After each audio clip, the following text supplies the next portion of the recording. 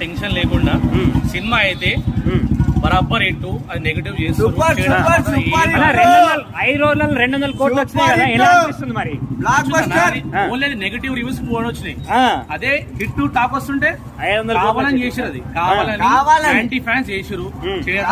ఏం కాదు, సినిమా అయితే బ్లాక్ బాస్టర్. గుంటూరు కారం బ్లాక్ బాస్టర్. 500 కోట్లు రావచ్చా మరి సినిమాకి? రాజమౌళి సినిమా కూడా అన్న. ఇప్పుడు ఏం లేదు, ఇది శాంపుల్, ఓన్లీ శాంపుల్. బడ్జెట్ 1500 కోట్లు. రాజమౌళి సినిమా 1500 కోట్లు ఓన్లీ బడ్జెట్. కలెక్షన్ అది బ్లాస్ట్, అంతే.